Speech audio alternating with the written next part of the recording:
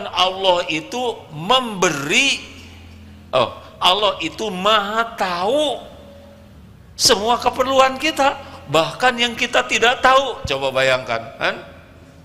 Dan memberi kepada kita jauh lebih banyak pemberiannya tanpa kita minta.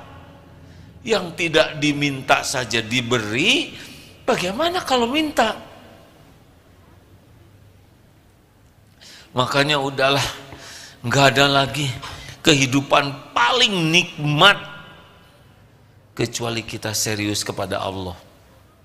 Udahlah, seperti jomblo gitu, jangan terlalu serius lah mencari calon. Pertama belum tentu ada yang mau, ya kan?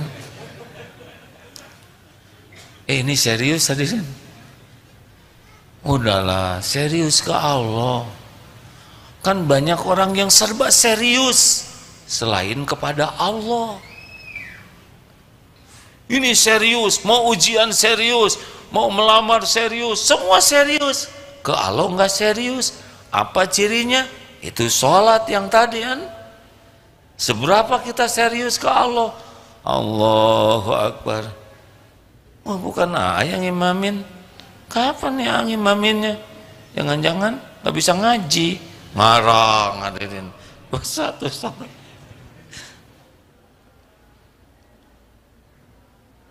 Kita kurang serius kepada Allah, kita kurang khusyuk dalam sholat. Tahu sebabnya apa? Karena belum merasa Allah itu sangat penting bagi kita. Kita akan serius kepada sesuatu yang kita anggap penting, iya kan? Kalau kita yakin Allah penentu segala-galanya, diri saya ini sepenuhnya dalam genggaman Allah, dan kalau Allah mau kun fayakun, semua rezeki milik Allah, gak ada satupun pemberi rezeki selain Allah. Kalau Allah ngasih pasti ketemu, kalau Allah nggak ngasih pasti nggak ketemu. Coba itu, kita jualan, Allahu Akbar, Allahu Akbar, udah nggak kelihatan pedagang tuh. Yang ingat Allah pembagi rezeki, itu mau beli, ya sholat dulu, nanti dia nggak jadi beli, gak apa-apa. Kalau udah rezeki saya dia pasti nunggu. Jadi gimana dong? Itu ada yang mau beli, ajak sholat. Ternyata dia kapok beli ke kamu, nggak mau jadi beli, gak apa-apa. Dia nggak beli, tahu kenapa? Bukan karena kita sholat, karena bukan rezeki kita. Kita nggak sholat juga nemuin dia, tetap nggak beli.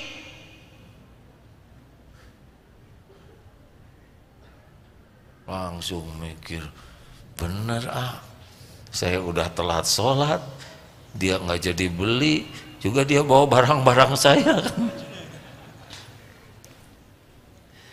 Kalau sudah yakin Allah yang menentukan segala-galanya, orang mau ngomong apa nggak tegang. Awas loh, kamu nanti saya hajar. Ada Allah yang menguasai, yang mengancam kita, betul? Kan ada katanya yang mau nanti saya bunuhin itu. Tidak ada yang terbunuh, dia sekarang ya. Saya nggak ngomong siapa-siapa ya. Mudah bagi Allah, betul tidak? Tapi kita lebih sibuk mikirin orang yang mengancam daripada sibuk menafakuri Allah yang melindungi kita. Ini ada anjing nih. Misal anjing ini Doberman masih muda, karena ada Doberman tua, rabun, encok, itu nggak bahaya ya. Dan sudah ompong. Ini yang asli. Takut jangan. Jujur. Takut kepada anjing atau takut gimana? Takut digigit? Salah. Yang benar bagaimana? Takut Allah mengizinkan anjing itu menggigit. Ini serius hadirin. Coba, itu anjing Pesen tidak dia jadi anjing? Tidak. Apa pekerjaan anjing sehari-hari? Menggonggong lagi. Bukan. Nakut-nakutin. Coba ditelaah dengan baik hadirin. Pekerjaan anjing setiap waktu itu sama dengan makhluk lain-lainnya selain jin dan manusia adalah yusabbihu lahu ma fis samawati wa ma fil ard, bertasbih dengan caranya sendiri yang Allah ciptakan, tapi dia bertasbih. Jadi kalau kita berdoa lihat anjing menggonggong, kita harus yakin ini anjing ciptaan Allah, ini anjing tidak memberikan bahaya tanpa izin Allah. Jadi yang berbahaya itu bukan anjingnya, tapi bahaya itu kalau Allah mengizinkan anjing menggigit kita. Walaupun kita tulangnya agak kecil, tapi mungkin itu dianggap lebih rangu gitu ya. Berlindung ke Allah. Saya akan, misal ya, kalau kamu begini saya akan ceraikan kamu, misal. Berlindung ke Allah. Gak akan kejadian tanpa izin Allah. Nah, Allah mensyukuri hamba yang berlindung kepadanya. Ana inda dhanni abdi bi, aku sesuai dengan prasangka hambaku. Makanya orang yang mementingkan, yang meyakini Allah menentukan segala-galanya, janji orang tidak akan membuat tentram, ancaman orang tidak akan membuat galau, karena yakin segalanya hanya bisa terjadi biiznillah. Jelas hadirin sekalian? Jelas tidak? Alhamdulillah, saya tidak nyangka secepat ini jelas ya. Padahal belum mulai ceramahnya. Serba salah katanya.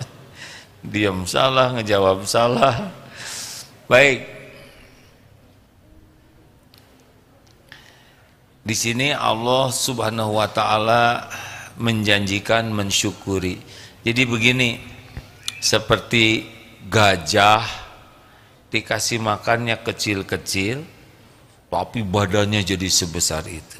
Pohon yang rindang menjulang itu dibesarkannya oleh air yang kecil-kecil tapi tumbuh rindang. Pohon menjulang, berbunga, berbuah, itu dari yang kecil-kecil tuh air, benar? Air yang memupuk pohon. Nah, amal juga begitu, walaupun kecil pahalanya bisa rindang, berbuah besar. Asal kuncinya adalah benar-benar yang kita lakukan itu lillahi ta'ala. Ini kuncinya. Jadi amal itu menjadi besar sekali kalau bersih hanya untuk Allah. Tapi kalau sudah berbagi, seperti misalkan saum Daud, dia, aduh, saya saum Daud udah 2 bulan, masa cuma turun setengah kilo, udah beda ini ya. Masa dia mengukur saum dengan kiloan? Saya tuh sudah pesantren, saya sudah tobat, saya tahajud tiap malam, tapi kenapa suami saya kelakuannya masih gitu aja ke saya? Berarti belum ikhlas.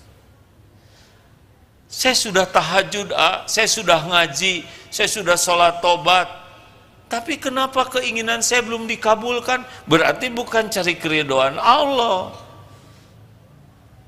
Mau dilunasin atau tidak utang kita gampang, yang penting tahajud kita diterima oleh Allah. Saya sudah doa minta dilunasin utang, perkara dilunasin Allah udah tahu kapan yang terbaik. Yang penting doa kita diterima oleh Allah jadi amal soleh. Itu yang paling penting, doa tuh bukan diijabahnya. Diijabah itu janji Allah, tidak usah diutak-atik oleh kita. Bukan urusan kita diijabah tuh, urusan kita doa kita jadi amal soleh, ibadah udah di sana. Halo, jelas gak hadirin? Kita kan ngukur doa itu bukan masalah diterimanya doa kita jadi ibadah. Ad-du'a'u huwal ibadah. Doa itu ibadah. Asal diterima oleh Allah, udah untung tuh doa. Perkara pengabulan dari Allah, bentuknya, waktunya, itu Allah udah paling tahulah. Tapi kenapa teman saya itu padahal doanya kurang lancar, tapi sudah dibayarin? Kok saya udah sebulan tahajud belum dibayarin juga, padahal gedean dia hutang saya. Kenapa? Karena boleh jadi Allah tahu kalau utangnya dilunasin, tahajudnya lunas ya.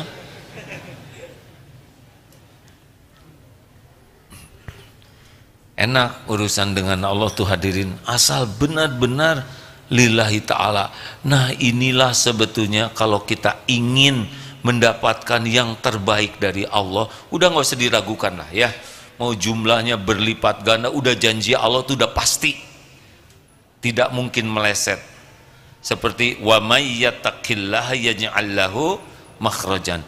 Barang siapa yang bertakwa kepada Allah, baginya jalan keluar, udah pasti tuh. Jadi kalau jalan keluar belum bagus, kita mungkin belum termasuk ahli takwa. La in syakartum la azidannakum wa la in kafartum inna adzabi lasyadid. Syukur ditambah nikmatnya oleh Allah, udah selesai. Walaupun kita punya keinginan, larinya ke syukur.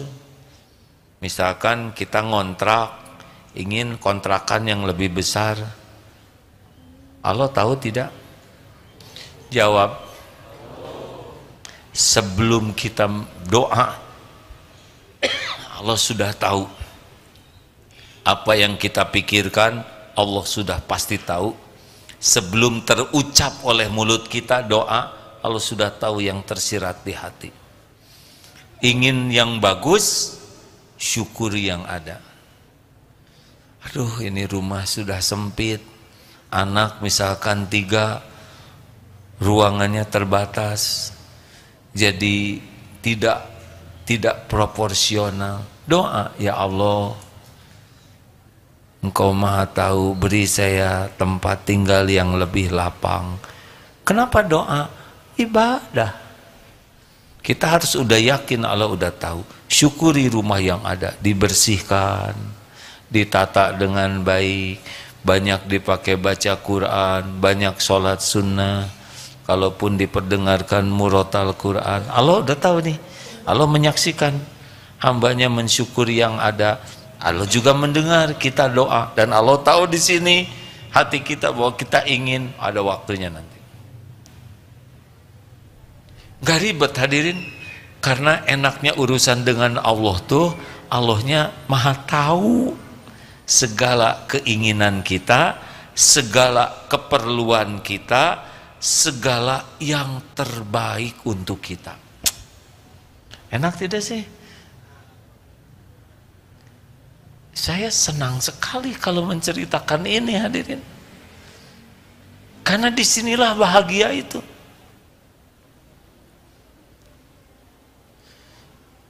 Jadi jangan risau dengan keadaan kita, kesulitan, kekurangan, keterbatasan. Allah sudah tahu itu, karena terjadinya kesulitan kita juga dengan izin Allah. Kenapa dong Allah membuat saya sulit? Supaya kita dekat dengan Allah.